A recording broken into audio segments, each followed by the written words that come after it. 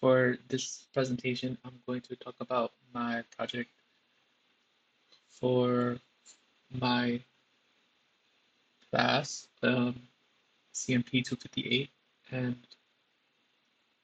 this assignment was about A/B testing different regularization techniques and applying data augmentation across different varieties of data types like image, text, and tabular data like time series numerical. And that's in part one. And then in part two, I apply Keras tuner, custom layers, I apply optimization, custom loss and regularizer, and training and evaluation to one of these models that I selected, which I thought was one of the best performing and most interesting. So part one, I A/B tested different models, different techniques in regularization, and then I selected one that I thought was interesting, and then that one that I thought was interesting, I expanded on in part two, and I tried to advance and improve the performance in this section with hyperparameter tuning, applying different custom activations and optimizers, different initializations and layers. I used these references during my assignment, and yeah, let me just show you what I did. So in part one, there's three different models: the text model, the tabular model, and the vision model.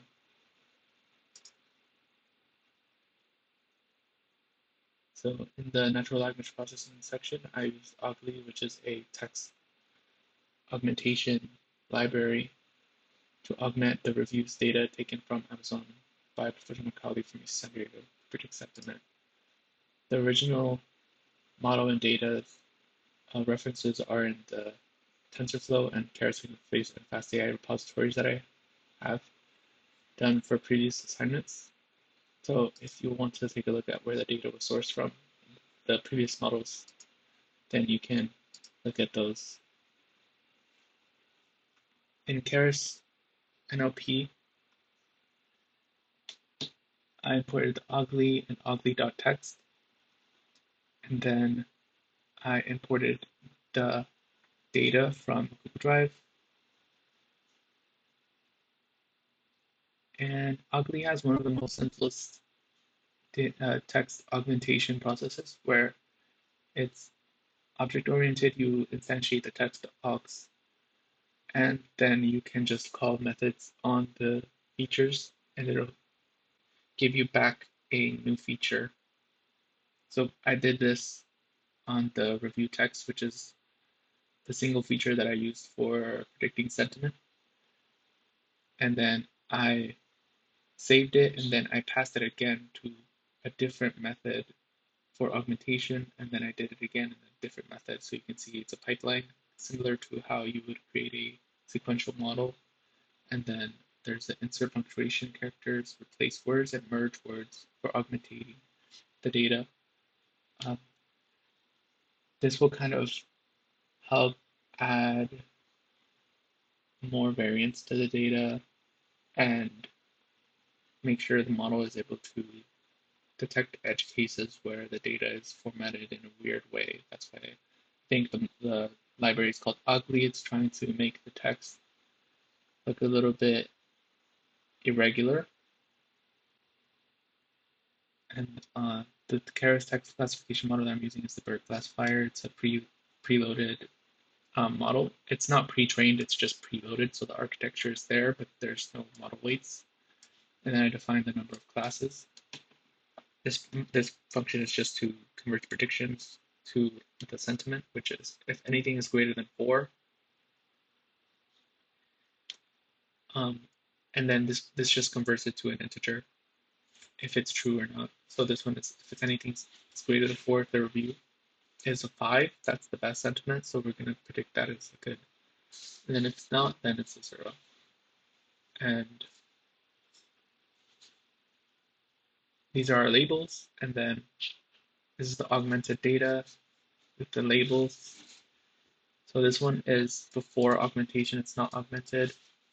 This is how it would look.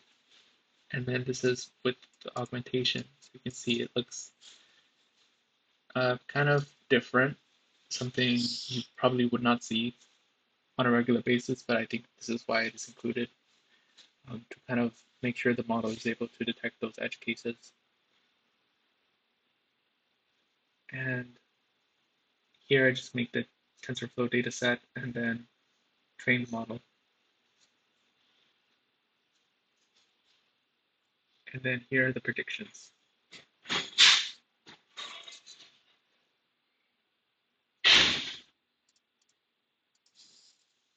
And the tabular model, this one is a special model since this is where I did the A/B testing.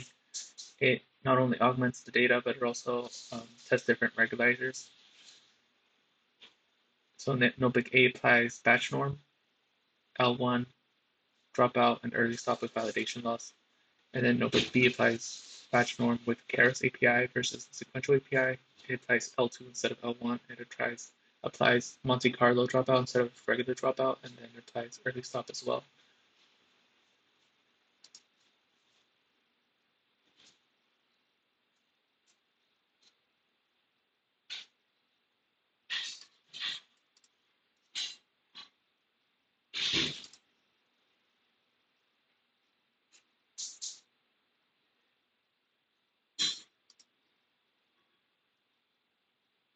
So in notebook A, you can see that the augmentation is there in both. So we'll just skip that. Or actually, I'll go over it since I haven't gone over it. So this is time series data, and it's data about environmental cost estimations for different companies based on their resources that they use. And the way that the data is being augmented is using the tsaug library. This plot function is from the tsaug library, and it plots the data over time. These are the different features, and this is the distributions that they have. And they also have a year column. And this is the target, which is a float value. It's a percent. So it's a much smaller distribution than others. This is how the actual data and target looks like when plotted in 4D. The target is the color, and each axis is a different feature. So there's 3 features being plotted, and there's 3 features being used for training, and the target is the label for prediction. You can see the data looks kind of irregular. For example, this one and this one look like they would be Gaussian. There's a really huge spike that doesn't really have a neat curve to it. And then this one kind of looks like exponential, and this one kind of looks like inverse exponential. So maybe augmenting the data could make the data look more regular and fit the underlying distribution a bit better. So I selected the most recent data using a mask, and then I looked at the distribution, selected areas that I thought would be useful for adding more data. So this one, it has a little missing bar, and then I wanted to select everything to the left of the spike and the tail. And I did that for both of these, which is at the 400 mark. And then for the exponentials, I tried to select anything that was near to the spike. So anything less than 200 for the biodiversity zero, and anything less or greater than -10, less than 0, or actually I included the whole target variable since I didn't want to leave anything out for the target. And then the mask shows where the data was selected.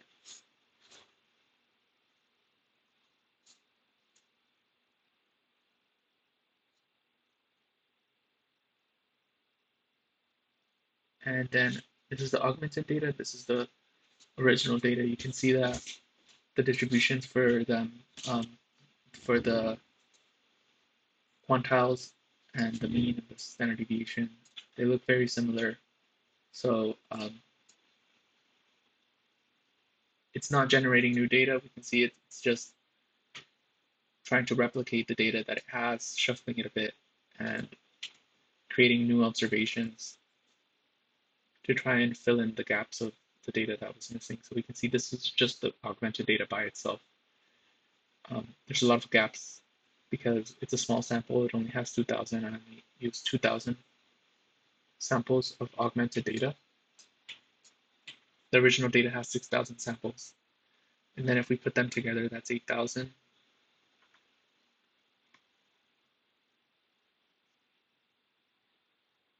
So the augmented data was scaled, then it's transformed in this notebook. I'm purely predicting using the augmented data. We can see in the part 2 that I'll merge the two data sets, so augmented and the original data, and train the model and using all the data, which provides a better performance for the model. So in the batch norm, I added a batch norm layer in between two dense layers. In L1, I created a model with a activity regularizer L1 in one of the dense layers. And after, it was important to specify a sigmoid activation function in the subsequent layer. And then in the dropout, I included a dropout layer in between the two dense layers to kind of, with a 10% dropout rate, to kind of protect against overfitting. And then I used early stop training with a callback.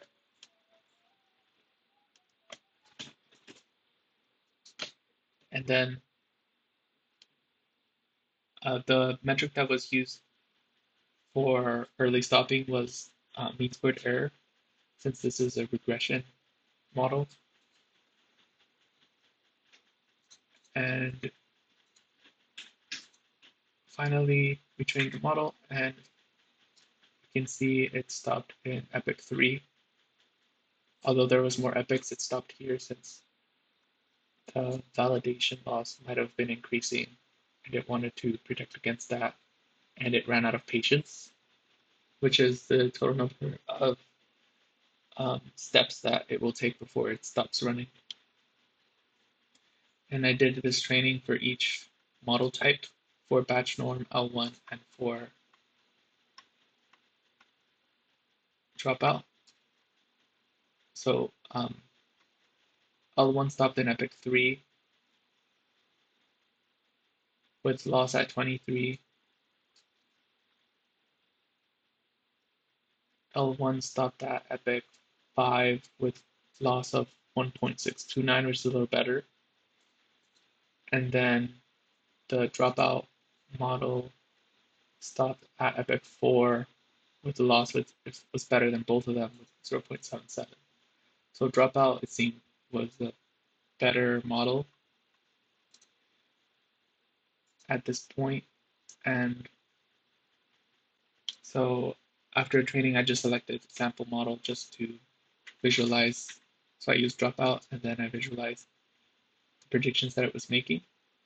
And we can see that it is marking as more negative this top left corner here on this side. And we can see that it might be looking at these outliers here, this really negative one over here on this side, but it might have been missing this bottom slice, or the bottom edge of the square.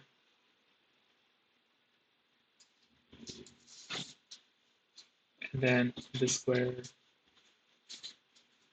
it might be underestimating.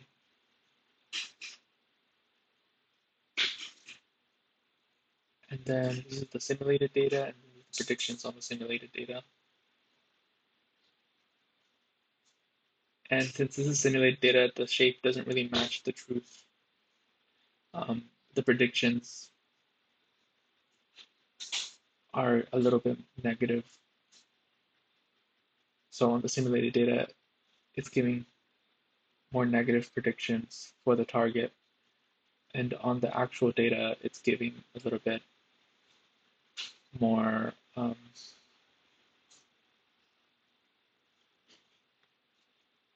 more negative. So on the actual data, it's giving more negative, and on the simulated data, it's giving a little bit less negative. And in the B notebook, I tested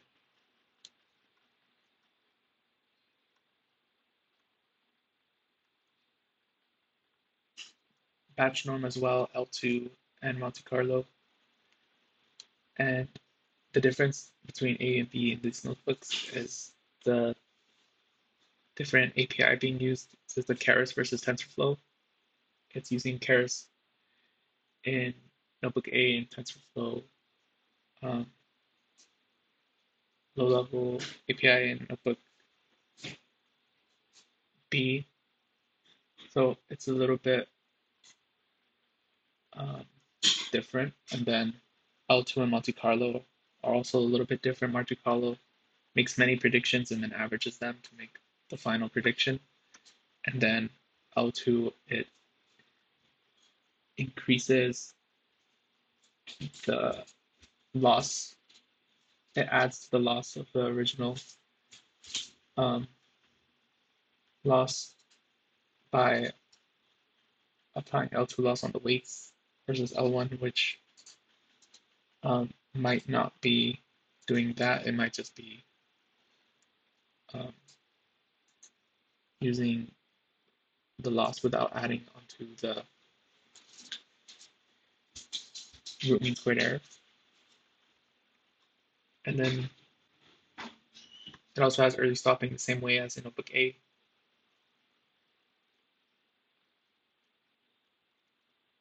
In this notebook, the predictions are a little better. And that might be due to L2 being an advanced form of L1, Monte Carlo being a little bit more advanced form of regular dropout.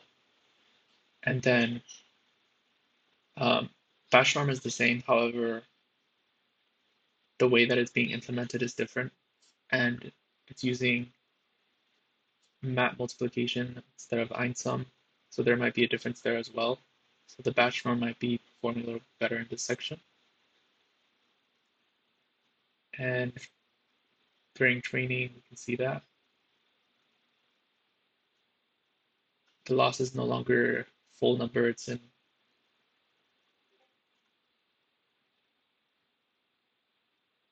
0.0. So these are the visualizations. And over here, instead of top left, it's going to the top right. And it's marking as more negative actually on this side, on the versus on this side. And there's a full gradient in this notebook, whereas in the notebook A, the gradient was less hard to see for the predictions on the simulated data. It looked a little bit closer to this. So I think notebook A might be doing a little better. So I'm not sure if the model that I chose for visualizing was the best model in this section. I chose batch norm, which actually performed worse in notebook A. So I have a feeling that visualizing the Monte Carlo dropout model in notebook B might show better results. However, let's move on. And so finally, the vision model. In this notebook, there's no A/B testing, it was just data augmentation. So the data was images, and the data was augmented by flipping the data randomly to provide more variance and orientation of the images. And then the model is using the low-level TensorFlow API. using stochastic gradient descent, which is having momentum in the learning rate scheduler, and it's trained over 5 epochs.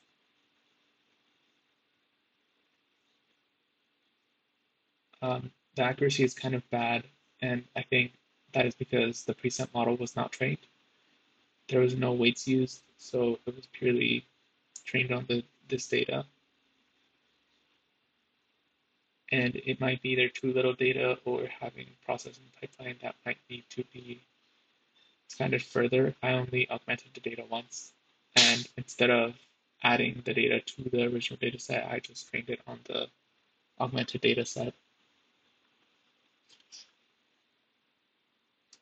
And this is an issue that I tried to correct in part 2. In this section, I advanced the model by adding normalization, optimization, a custom loss and activation, and hyperparameter tuning. So we see batch norm makes another appearance. Einstein metrics multiplication is the custom layer. Atom is the momentum optimizer. And Huber loss is the custom metric. And then the activation is all in regularization. And then all of the hyperparameters are tuned with Keras tuner.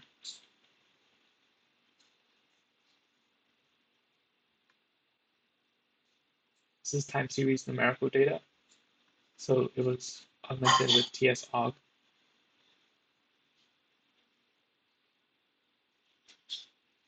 The mask shows the areas that I selected with the mask that I wanted to augment from. And this is what the distributions look on the actual data.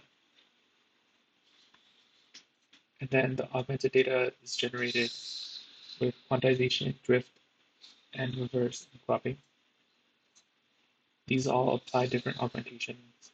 So this one selects the number of observations to make. Quantization, it creates random quantization level sets. It basically finds a range in the distribution based on this size, and then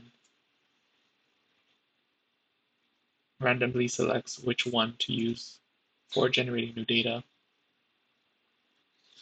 And then the drift, it shifts the data by 1 to 2%, 80% of the time. And then the reverse, it randomly flips subsets of the data 50% of the time. And then I applied it individually on each feature and the target, and then combined them together and then added them to the original data. This mask shows that this is the data that was selected, and then this is the newly generated data. For these ones, I feel like there might have been missing masks for some reason. That might be because the generated data was not present in the mask.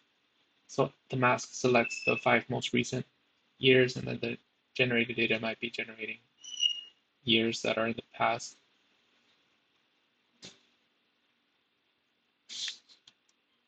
So augmenting the Y feature, the target feature, which is the percent of environmental cost, and this is the augmented data being merged. And then this is the original data distribution versus the augmented data distribution. You can see it looks quite good. It looks like it's estimating it very similarly, very closely. And then these two data sets are combined so that the observations in both are added to each other. So the data set is increasing in size.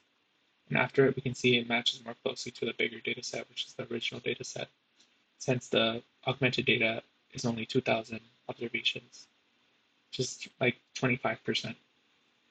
And then this is the combined data. You can see some of the gaps are filled. Here, it looks a little bit smaller where there was a gap here. Now it's only half of a gap. Instead of this big spike being alone by itself, there's another smaller spike right next to it. So it kind of looks more normal, like a normal bell curve instead of as a outlier spike in the middle. And then the data sets were combined, the Einstein layer, the activation function, Huber loss was defined, and then the model was created with a tuner to hyperparameter tune.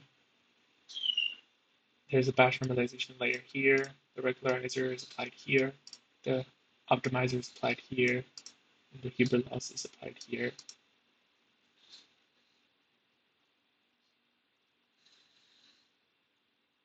This is the tuner, and then the search was done here, and then the best model was selected here. And then the model was trained also using early stopping, using the mean squared error.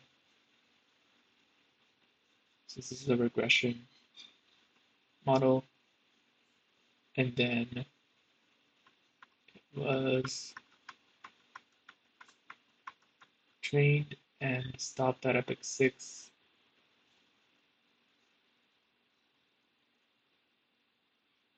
And the loss at the last step was 0.115. The accuracy was 0.972. An accuracy closer to 1 is better, and a loss closer to 0 is better. So this looks really good. And this is the real data. This is the predictions that I made on the real data.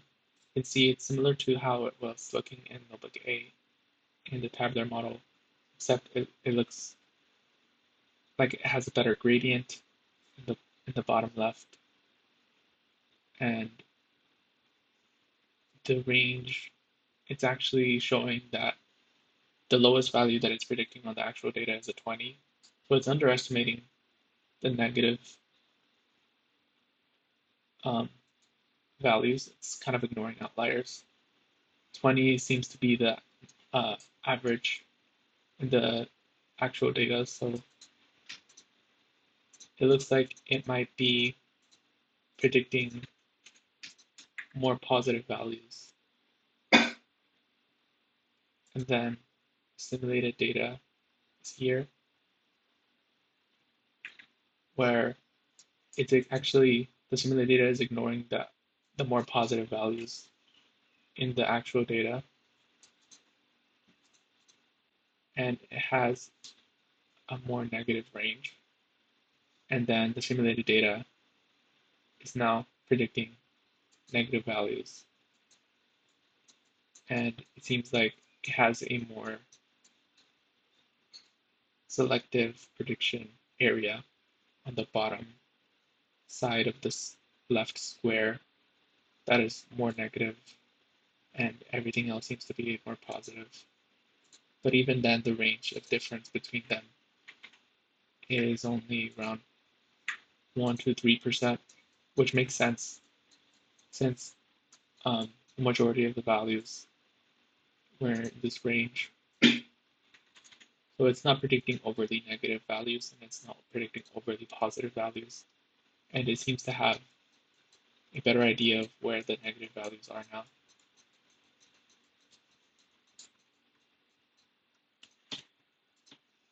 So in conclusion, in part 2, the methods applied in this notebook helped improve the ability of the tabular model. In part 1,